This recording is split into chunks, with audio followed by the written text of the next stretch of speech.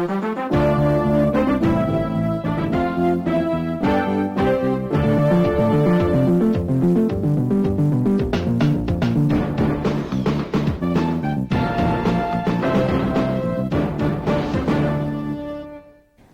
to Talk Back.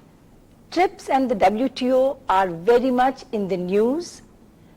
To discuss the complex issues facing TRIPS under the WTO, I have with me here Mr. B.K. Zutshi, India's ambassador to the WTO when it was all negotiated.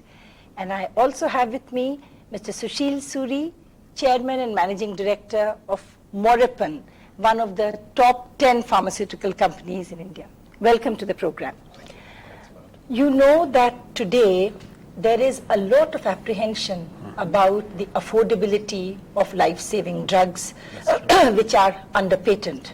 And I'm talking about this whole controversy of drugs for AIDS. That's right. In that sort of context, as a pharmaceutical producer, if I were to say to you that why should we have to pay such large unaffordable sums for life-saving drugs, what would be your reaction? I would say that as far as the life-saving drugs are concerned, so the government must have some control because we can't afford people to die. Even though as an industry I would respect patents, I would say that the company who is doing a research, he must be given enough protection. But when it's a question of AIDS or cancer where death is the only remedy available, so we must have some control over it. There's no compromise on it. Be it India or South Africa or any country in the world, the government must have control. Mr. Zutshi, you know that all these major multinational corporations have got together and they are offering to sell these drugs at heavily discounted prices. And one of our own companies has also tried to undercut. Cipla has said that we can make these drugs available at much lower prices. And there's a very fundamental moral question here. So in the context of TRIPS and the WTO, how do you see this controversy? You see, one of the problems is that as an instrument for or an incentive for protection for research purposes, TRIPS or patents are a very poor instrument, but human ingenuity so far has not been able to devise an instrument which would on the one hand foster research and on the other also see that people are not exploited and drugs don't become prohibitive. There have been devices which were used in, for instance, in India compulsory license, which is also there in the TRIPS agreement, but it's become a lot more difficult to use those. So there, as you know, and you yourself refer to, this is a controversial area, and a large number of people, including NGOs, are now talking about reviewing the TRIPS agreement within the WTO. Well, I personally believe that that's going to be counterproductive, but there are still possibilities of reviewing some of the provisions relating compulsory licensing, behavior of multinationals, market behavior of multinationals, to give greater flexibility to developing countries in order to manage these situations of life-saving drugs availability at affordable prices. But the industry itself, as you said, is trying to see whether they can introduce differential prices, which is a phenomenon which is already there. Sure. But there are some related issues to that about parallel trading, exhaustion of rights. Now, those are the issues which have to be sorted out. Well, I would like to point out that in the case of India itself, it is not in its interest to ask for doing away with the patents regime also, because we have now, our industry has now woken up and they are going to invest in R&D. They have already started. Sure. And we have a lot more to gain by a patent regime whose sharper edges or somehow taken out. But as far as drug price control is concerned, price control is not an issue which is a part of the TRIPS agreement. Governments are free altogether to impose price controls. But the real problem being that if you have such price controls where it is not commercially viable for a producer to produce, he will not produce at all. Yeah, but what I'm talking of is a situation where one of our own companies, Cipla, says that Others may be saying that they will give you these medicines at $1,200 or whatever true, it is true. per year, but I'll give it to you at $350 or some That's such right. figure, right? That's true. Now, what does that do to Indian pharmaceutical industry's position in the world pharmaceuticals? Indian pharmaceutical industry has a low-cost manufacturing. If we can give it $300, we still make money. Why a consumer or a customer should pay $1,200 if the goods are available at $300? That is the cause which we are enjoying today. But after 2005, we lose this freedom. We have to wait for the patent expiries and we have to wait for this, copycat business. And after that, again, the same scenario would come. Multinational company will never reduce the price even after patent expiries.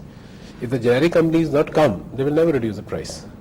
Generic companies come, they will come and they will have to, the multinationals, they have to reduce the price. In fact, as I understand, your own company is really producing drugs which are patented That's true. in certain markets, True. but then you target the area, the 10% or 15% of the world markets where patents are not applicable, That's right. and you've been selling in those areas. Now, what happens to a company like yours in January 1, 2005? I'll say typically we are a generic company. For that matter, in our country as such, all companies are generic. No company in the country has got any patent products. So we are a generic company, we'll be producing generic, yes. Today we are doing parallel. Okay, we have a product which goes to the US market, we are working parallelly. We got the plants approved from US FDA, we got tie-ups in the United States, but parallelly we are selling in countries like Argentina, Brazil, Chile, Mexico, Uruguay, Paraguay, Colombia, Jordan, Turkey, all these, even the Eastern European countries, Romania, Bulgaria, Slovenia, Slovakia, these are all patent-free countries. But some of these, like Brazil, Yes, will be so close many to of the countries, they have already started talking WTO like we are saying. So those markets will be slowly closed and will have a very narrow window. Second is in 2005 when we don't have any production rights, so we'll be losing that business. So we have to wait for the patent expiries and we cannot work on any molecule which has been patented after 95. But the reality is that sitting in India, 97% of the drugs what we are using today in India are still will be all out of patent by the time.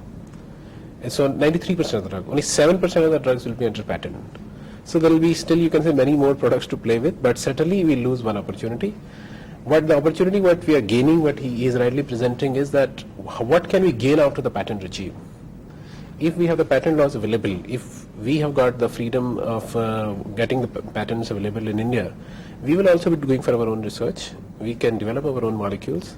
And if we have the support and cooperation of government, we can develop our own research centers and we can go for our own clinical trials. And if the world believes our clinical trials, so we can go for worldwide But patents. Mr. Zucchi, one of the expectations was that after the TRIPS agreement, there will actually be much more R&D because the innovators are now protected of their intellectual property. But there are some studies that have shown that in the last 6-7 years, it is not the case that we have seen much more R&D and much more innovation. What do you make of that? You see, there are different experiences. For instance, in some of the countries where patents were introduced, nothing happened much. On the other hand, there is also experience in the 80s and 70s when, for instance, in Germany, when they introduced patent protection, a lot of investment took place. Now, as far as developing countries are concerned, at the moment, patent protection is not there, product patent protection, because it will come into force only in 2005. But we, like There in is our no, case- and you're right in suggesting that there is no direct link has been established between the availability of patents and the increase in the investments. No such link has been established. As I said, there are varying experiences. There's an interesting case study which says that most of the blockbuster drugs which are sitting on the top 25 list today, they were all pre-1980 patents. From 80 to 2000, in the last 20 years, not much of research has happened. It's only a make and break. If one molecule is there, you just add a little more side chain, do some little bit things, and they call it a new molecule. All the blockbuster drugs are losing patent in 2005. Losing patent in 2005 means patented before 1985. So there are only 7% of the drugs are left out which are post-95. So this shows that for some reason, because of either of the non-availability of the patent protection, companies have stopped investing or they are keeping the products under the cuff. Why would they do the latter? Because till they have a patent protection, so they have a worry that it will be copied immediately. If today any company launches any molecule and we have those great chemists in Hyderabad, they would within 3 months give the same product. But again, using the same logic, since time is running out Yes, yes. for our reverse engineers, True, true. do you see a tendency in Indian industry to now really get serious about R&D? That's right. Is that happening, like basic I'd say molecular that research? couple of companies would only be going because basic R&D is not an issue. We do have scientists. It is not a big investments. 100, 200 crores, we can have beautiful R&D centers. We can start giving the molecule. The issue is acceptability to the world. There's a big US lobby. I mean, you'll be surprised. 80% of the patents still come out of US. It's hardly 2 or 3 companies in Germany, and it's 1 or 2 companies in Japan who have been able to get their patents through the worldwide network. Yeah. Even if we do our research in India, who's going to believe it? Who's going to accept that? It's a big, strong lobby. Yes, for our own markets, we may be doing for small little efforts, which we may be doing tie-ups with the companies. But if we have strong clinical trials in India, if we have world international level clinical trials or research associations in India, and which are stamping it, we have a deal. But is it not true that here the real difference is because the FDA has credibility? So if we have a similar institutional framework here, where we can establish that we can conduct these trials in a scientific manner, then there is no reason why, given our comparative advantage, why multinationals won't come into India and begin to do their trials here? You're right. I expect multinationals are going to invest in India in conducting clinical trials, although there will be some opposition and some controversies in that regard, because it's going to be cheaper for them. Sure. And you're also right that until we establish the credibility of our approving agencies, That's right.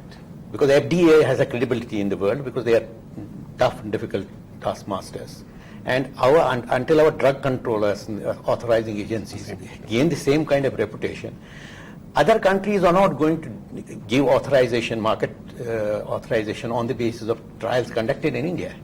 They would want to conduct their own trials and then authorize. So that would be a time-consuming process and not in the interest of the patent holders of Indian drugs. Yes, but is it not true that in this last budget, the finance minister has given some concessions for investment in clinical trials? What exactly has the industry got? The budget has opened one more avenue, is that if we do any investments in the clinical trials or we do any investments on the patent filing and everything, those will be taken as an R&D. I see. So that those are also allowed a weighted deduction. So that is on the expenditure side only, but as far as the development is there, if you have to set up the research labs and everything, that deduction was already there. The industry was proposing that if we set up the labs, set up the clinical facilities in India, if we have to import the equipments, they should be allowed some concession on the import, probably a duty-free import, so that there's an encouragement. And the cost will reduce to half. Second concession, what we are looking for is that if we do some R&D and we get some milestone payments, so those should be exempted from the tax. It should not be treated as a normal export. Right now it is? Right now it is on a normal taxation like exports. Oh, okay, I see. So if it is given a priority, then everybody would be inclined towards that. Okay, you save 20% tax or you save 10% tax if you are in that category. So all the corporate houses, they have thick balance sheets. So they pay a lot on the taxation. So if they save on the taxation, so the investor is also happy, okay, it's a good company. You need a lot of sustaining power in this, because the data shows that out of the 10,000 chemical entities discovered in a 10-year period, it is only one which ends as a drug in the market. Only 10 qualify for clinical trials, and one comes to the market as a drug. But once one of those things clicks, then of course you recover all the money that you have invested in those 10,000 discovering those 10,000 chemical entities. And yet you have this whole dilemma of affordability. So I come back to the question with which we started on the affordability of life-saving drugs when they are patented, as we know in the case of the AIDS drugs. Since TRIPS is being reviewed, not renegotiated, but being reviewed, what are the critical aspects that we should be pushing for review, which will make it easier on us, both as consumers of these drugs and on our industry? One is obviously some greater degree of flexibility in granting compulsory licenses.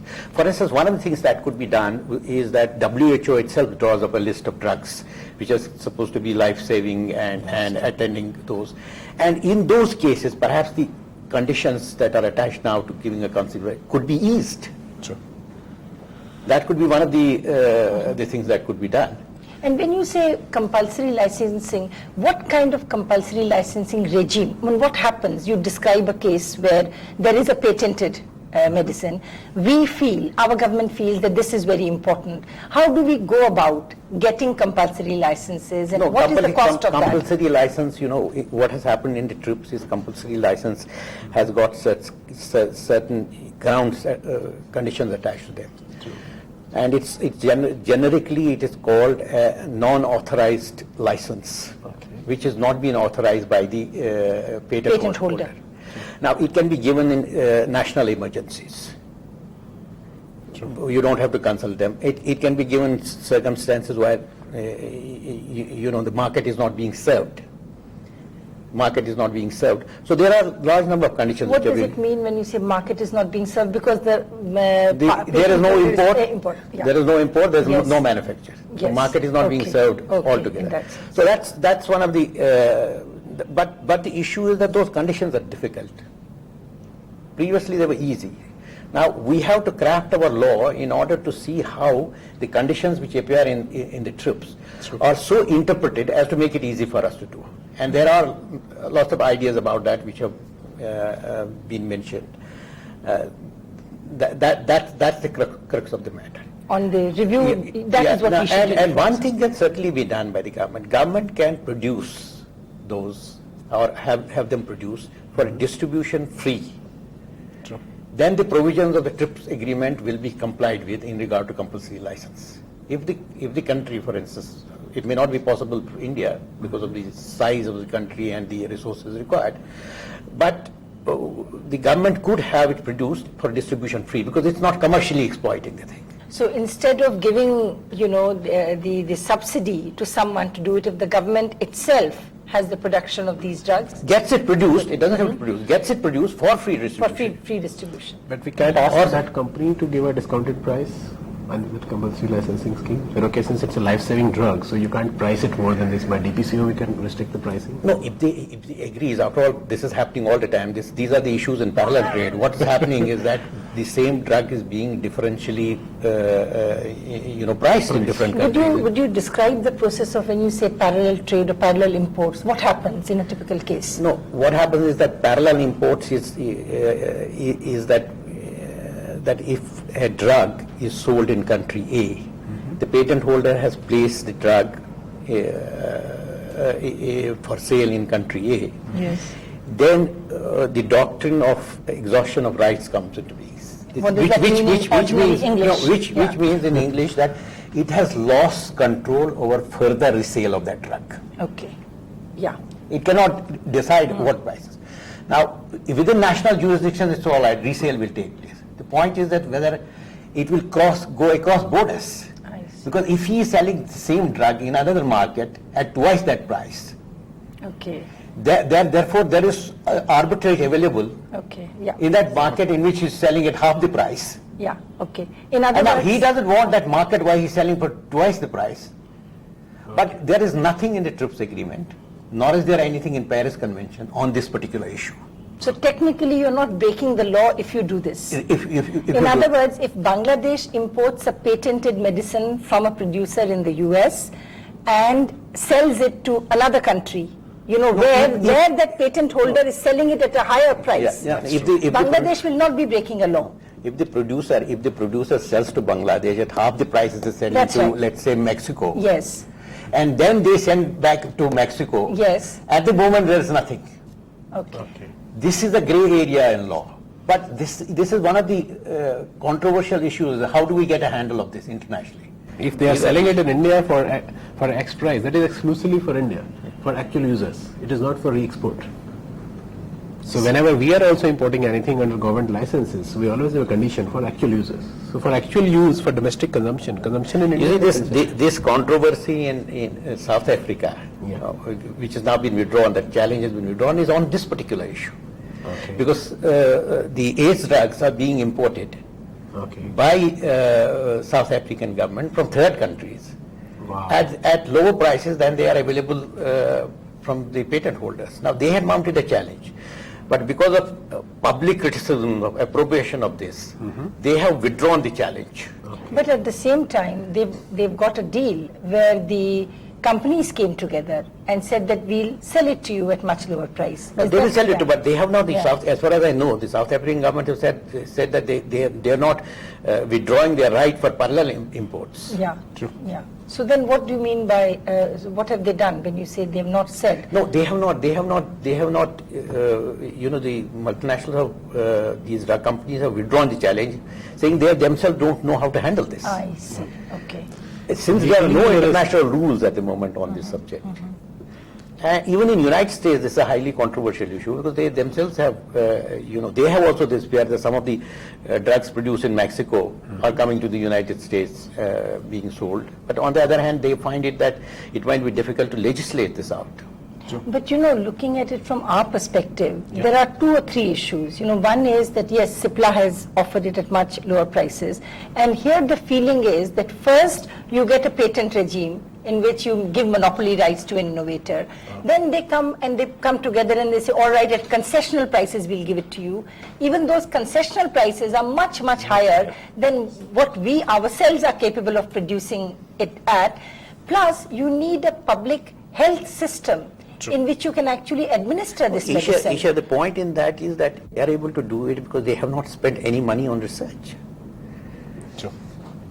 Let's not forget that the fundamental issue on that is, does the society want to foster research and development in these areas, provide incentives? No one has been able to think of an alternative. This may be an imperfect system of incentives, but no one has been able to think of a better system of incentives. True. Now the point is the abuse in this system, how do we control that abuse? Compulsory licensing, public interest, price controls. All these instruments are available. They have been constrained to some extent as a result of the TRIPS agreement. But they are still there. It's not as if, they're not But there. to this, again to be the devil's advocate, to this the argument that is put forth is that we have not seen more innovation in the last few years. So what is it? No, but I am saying that you have not introduced this at all. No, I'm not talking about India. I'm talking even in the US, as you said, all the blockbuster drugs were before the new regime came. And there is this perception that the US has imposed, their intellectual property rights regime that they wanted across the world. And countries which don't have the infrastructure, which don't have the deep pockets to invest in this R&D are going to suffer. So my question to you is, what do we do? Because we have one strength compared to many other developing countries, which is we have a knowledge base. Okay. And we have a very strong competitive advantage in this area. But how do we bridge this gap of deep pockets? We should do Where do we research. get the money? We where should do do we- research. I know, but how do you do research in basic molecule if it The is? point is that first of all we neglected this area because we had this reverse engineering capabilities, we used them and fully exploited them.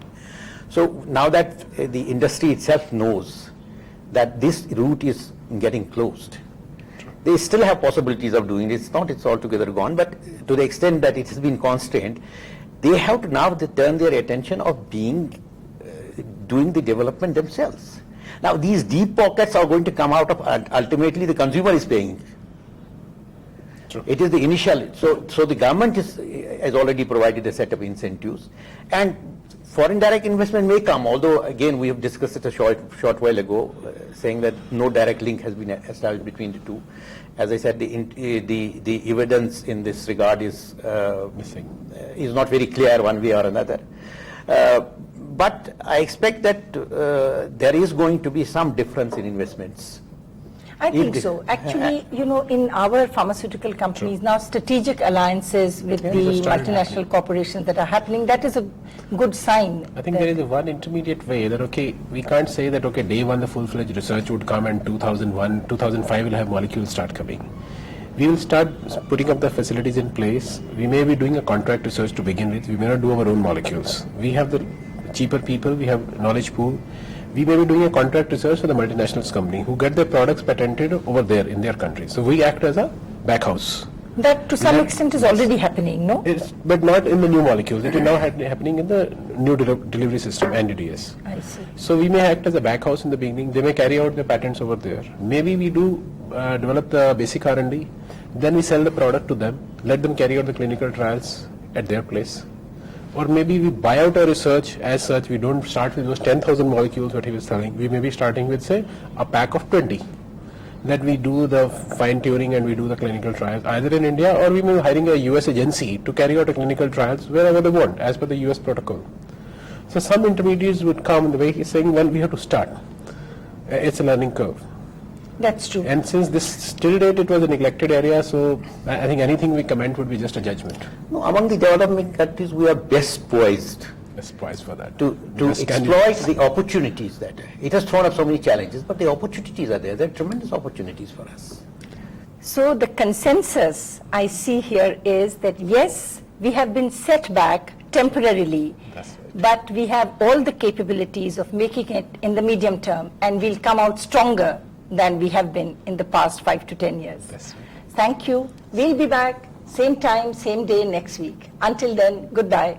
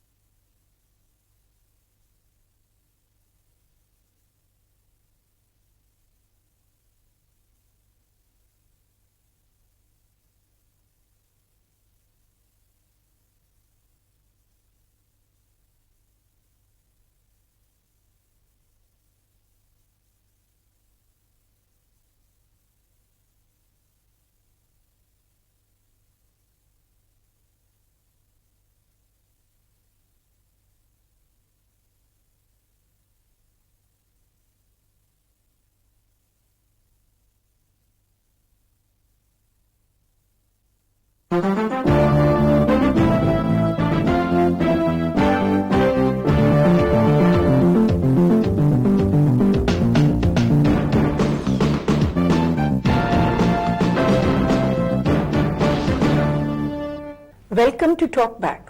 Today we will be discussing one of the most controversial aspects of economic reform in India, the question of privatization of public sector undertakings. I have with me here Dr. Arun Shourie, Minister for Disinvestment in the Government of India. Welcome to the program, Dr. Shourie. Now tell me, we have been talking about disinvestment and public sector reform for the last 10, 12 years. Why is it that still when we come to a stage where we are actually now privatizing, say, a public sector undertaking like Balco, we still have to face so much flack and there is so much controversy? What is the resistance to disinvestment and privatization? The main point is that everybody gets used to the existing ways of doing or not doing things. And also in India there is an industry to frighten us about change, to frighten us about the future.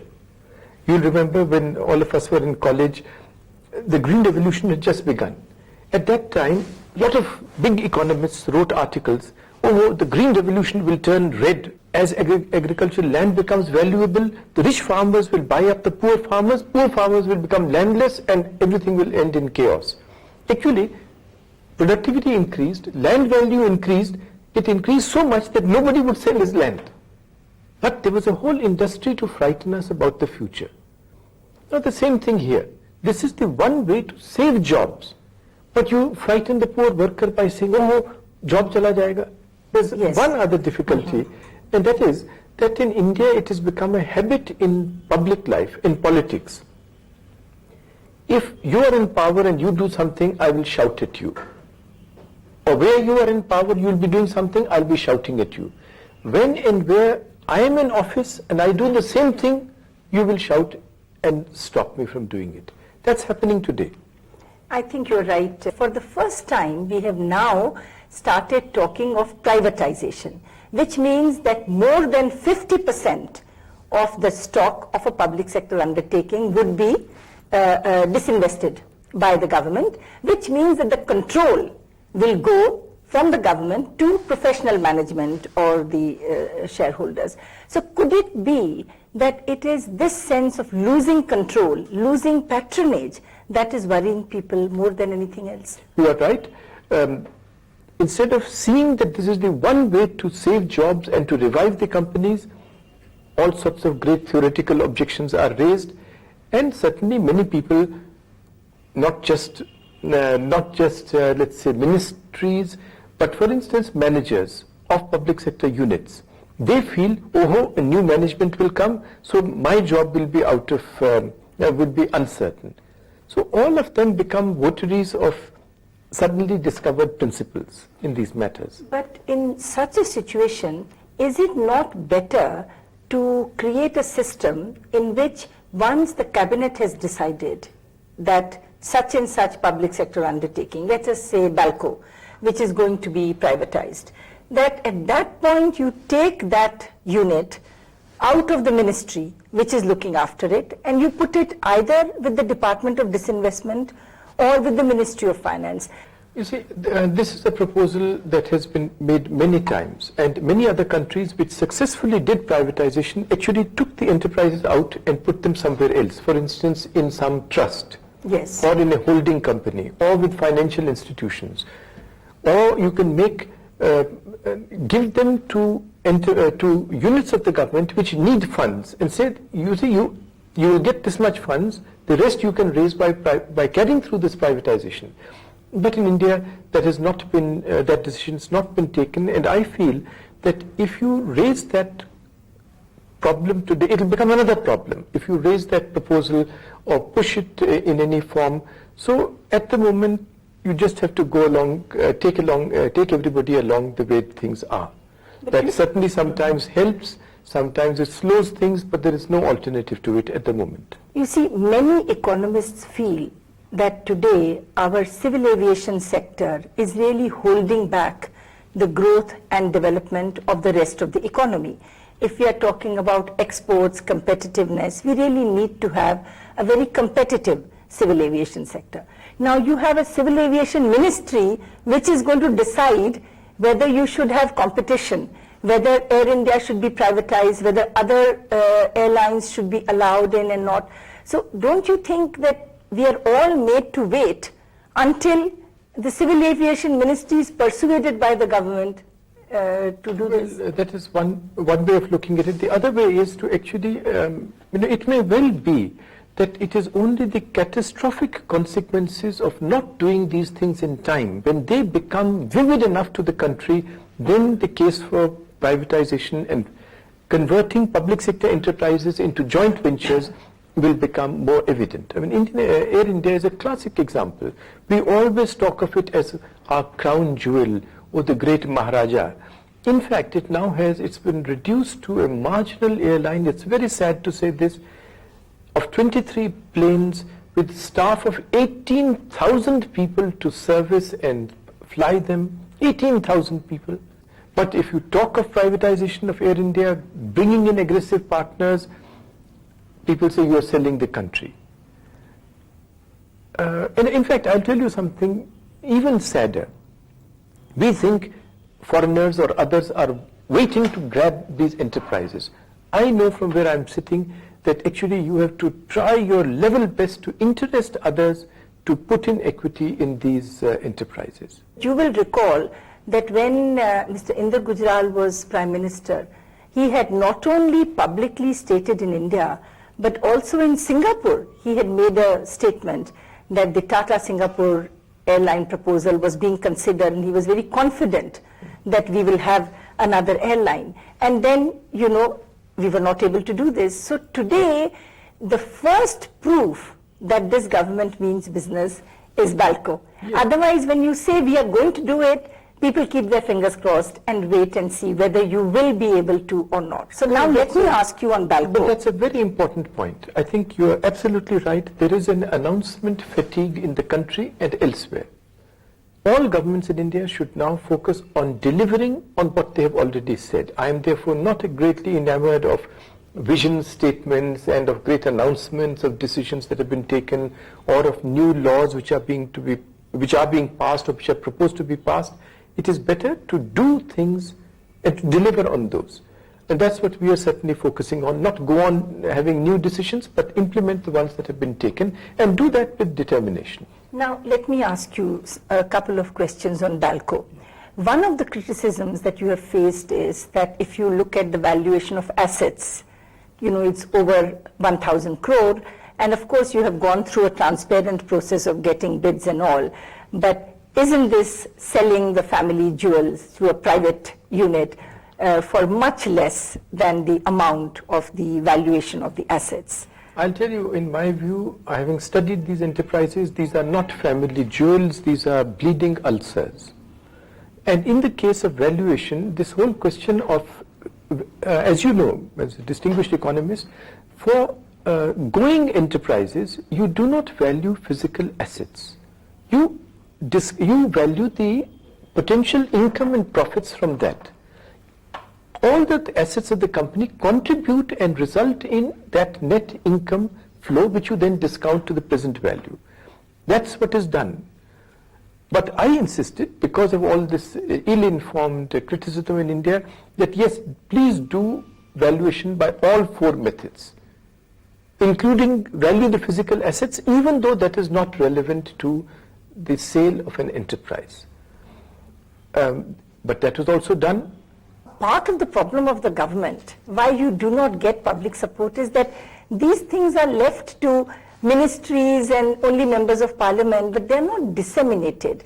Here, what you have pointed out about different methods of valuation, and then what the bids received were, and how it all works out, I think these are things which need to be communicated to people more generally, for them to understand that when you are selling a public sector unit, you are looking at their market value.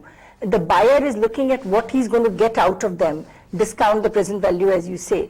But the other question, of course, is that you have the option of selling the government stock in the capital market. You don't have to find one strategic partner. So how do you choose between? That's a very good option. That is certainly one of the options that is considered in each case. But there are 2-3 things to remember in that. One of them is, you can't have it as a general policy. I'll give you an example. Maruti. Maruti is actually today already a non-government company. People don't realize that because government has only 49.74% of the shares in Maruti. It was made a non-government company without reference to parliament, without anything. But the more important point is Suzuki today has 50%. Supposing we adopted your route and of the 49.7%, we offloaded 10-20% in the market. Suzuki buys up 0.5% of that or 1% of those shares from the market and thereby gets 51% in absolute control of the company. You will accuse me of saying, Dekha, for 1% he sold the entire company. So it's not a general policy. Second thing to remember is that as different from Britain, where this was the normal practice of British Steel is revived or British Telecom is revived and then shares are put in the public. But in India, the capital market is not deep enough. Correct. You try and sell VSNL in India and the immediate thing would be that 40-45% shares are already in the market, their value will collapse. So both things have to be weighed in mind, but that's something which we are working towards in some of the enterprises. So I think this is perhaps what the Disinvestment Commission looked at when they suggested for such and such public sector undertakings, you look for strategic partner. Yes. For others, you go for broad-based disinvestment. That is also one of the options. But do they limit you? Supposing they have said for Balco, you look for a strategic partner, yes, and then you, in your wisdom, decide that actually broad-based disinvestment, selling on the stock market would be better.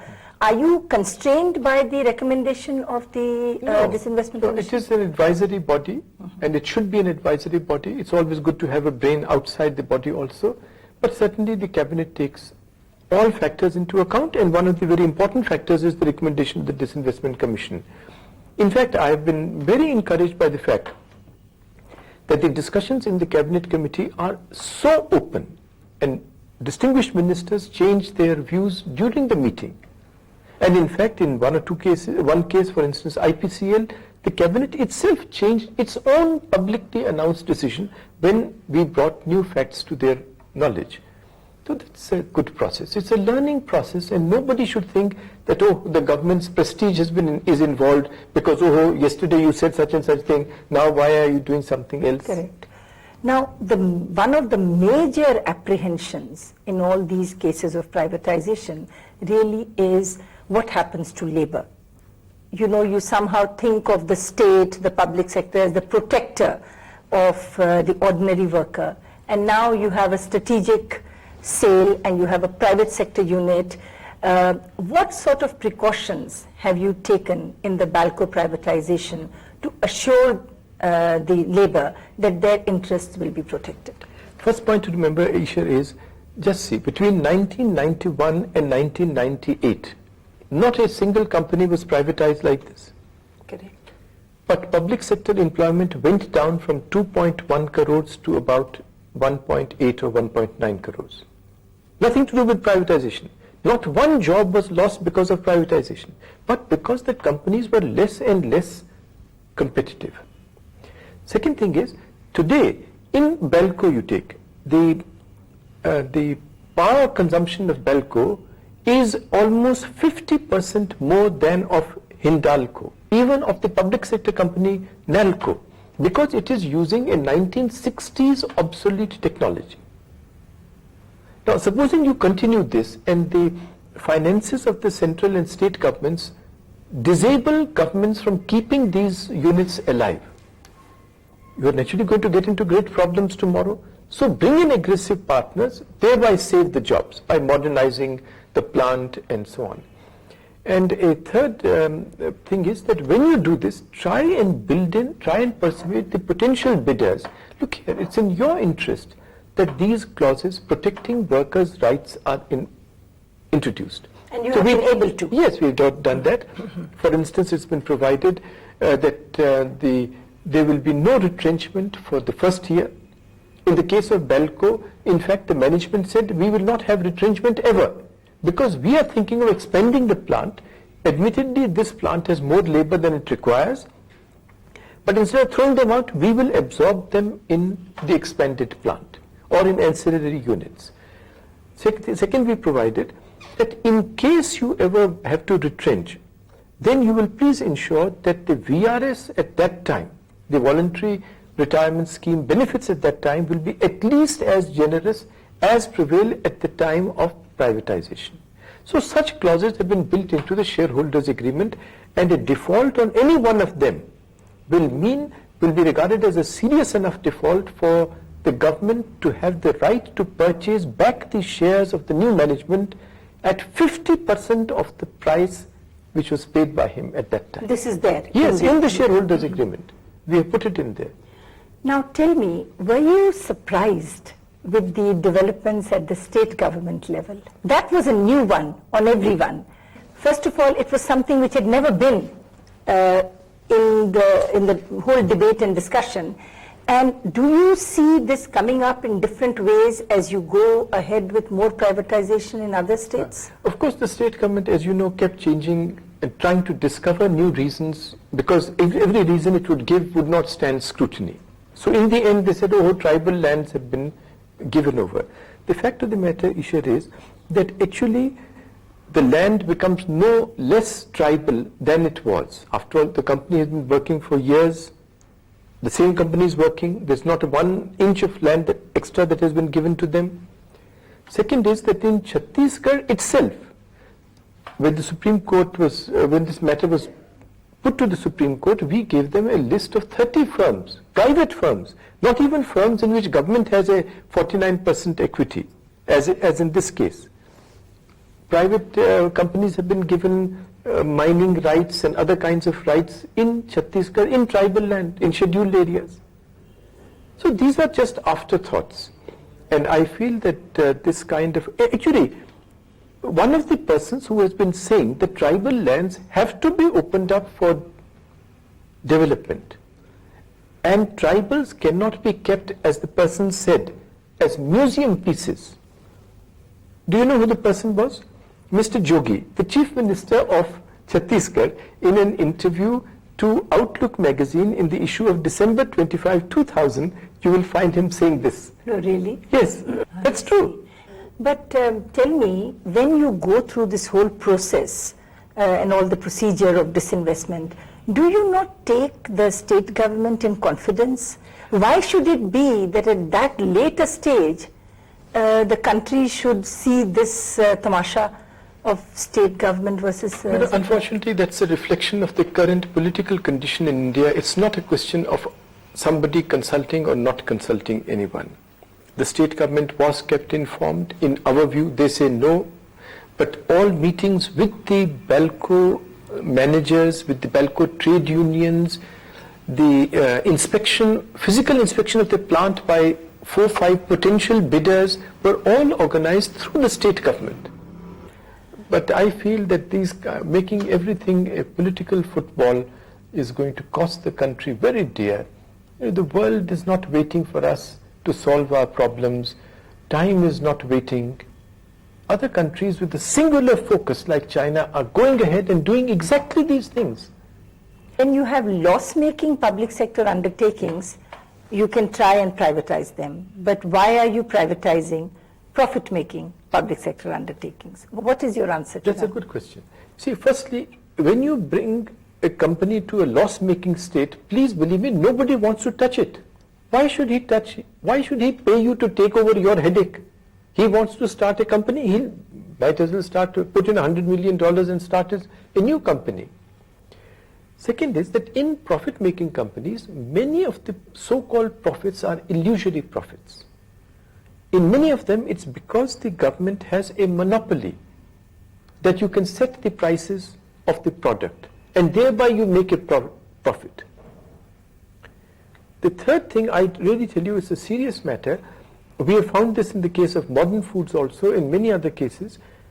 You know, as long as it's a government enterprise, the accounting procedures are such, accounting practices are such, that when you privatize, only then will you come to know whether the profits were real or illusory. Now, talking of modern foods, which is the first case of privatization that we have seen with this government, What has been the experience so far? First point, not a single worker has been retrenched. Second, actually their emoluments have improved. For instance, because it was an enterprise that was making losses, interim award could not be given to workers. Immediately the new management came, they gave them an interim award. Third, between January-March last year and January-March this year, sales of modern bread in metropolitan areas have increased from 75% to 100%. So it's a very positive experience. But also please remember, the heritage of the past is such that it will take 2 to 3 years for the real benefits of new management and new work culture to become visible. And we must be patient till that time. There is this feeling that a lot of this is coming because of the need for competitiveness, the need for the economy to integrate with the rest of the world, and therefore an easy excuse is to say this is all WTO driven. So how much of your agenda is driven by the WTO? I'll tell you what it is really driven by. Among the things, one is that the concept of the state in India has changed. Instead of being the propeller for change, it's now a rusted propeller. It should be an enabling state, a state that enables others to do it. That's the main case for all this. The second compelling reason is, I think our viewers also don't remember the condition of the central and state government's finances. I'll just give you two figures and I hope our viewers will memorize these two figures. You know, if you take the total tax revenue of the central government and just take the interest that the central government pays on past debt, they don't repay past debt. Interest eats up 70% of the total tax revenue of the government of India. If you add repayment, all of it is gone. Therefore, all so-called development expenditure, all defense expenditure, all expenditure on salaries is on fresh borrowing. In the state governments, conditions are even worse. There are 13 state governments which have run into difficulties in the last 3-4 years in just paying salaries. In the 9th plan, the state governments their total plan size was 3,50,000 crores. They were to contribute only 3,800 crores towards this. 4 years of the plan are over. Do you know their contribution? Instead of that minuscule 3,800 crores, their contribution has been minus 114,000 crores. There are now mounting obligations which are compulsory. One figure of the pension fund, the pension obligations of government have increased probably by 200 times over the last 15 years. And it's going to mount even more.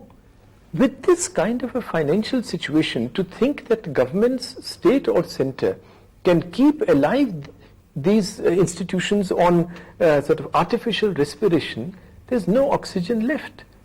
Are you ensuring that the receipts, the proceeds of privatization are really earmarked for certain specific causes in which the new role of the state really comes up?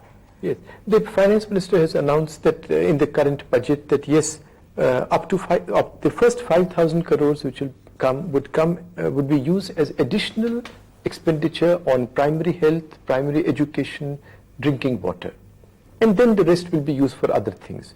But the point you make is a more general one, and improving the quality of public expenditure is a very important thing. It has to be done independently of this small program on disinvestment or privatization. But it's a very crucial point. So you said that you don't believe in vision documents and all, and yet you have delivered this landmark privatization with a great fight and all. But if I may ask you, in this coming fiscal year, what would be your hope? How much do you think you can do by way of privatization? I have always desisted from speculation of that kind, because as you rightly said, you do not know what may come up in any particular enterprise. Actually, the bidders may walk out, as has happened in so many cases. Scooters India, small little enterprise, in the end only one bidder was left and he said, I don't want it. Just your headache. Similarly, in Air India, we started with 7 very powerful bidders. After looking at the enterprise, almost 5 have walked out. They said, why should we pay you for your headache? So I don't know what will happen by the end, but we are quite determined, government is determined, as you've seen from the Prime Minister's statement just yesterday at the Labour conference, that government will push ahead with these reforms. Since you say that you never know what hurdles might come up as you start a process of privatization of a particular unit, the moral of that will be to take on more work at one go and hope that maybe at least any 5 out of 20 will work. Is that what you're doing? No, actually work is going on almost 30 enterprises simultaneously. I see. So it's not that they are done sequentially. But which one will ripen first, it's very difficult to forecast. But it may not be that as a strategy, the best thing is to, whatever you take up, please see it through And to a please pleasant make it- or bitter end. Yes. But also make it transparent. Yes. And take the people in confidence. Right. I think it's sufficiently transparent as far as the Parliament and courts and CAG and everybody is concerned. But you are right, we must do much more to reach out to the people, and I'm therefore doubly grateful to you for calling me here. Well, more power to you, and thank you very much. This has been a very instructive discussion focusing on issues around a very controversial subject, that of privatization. One of the truly new second generation aspect of economic reforms in India. We will be back same time, same day next week. Goodbye.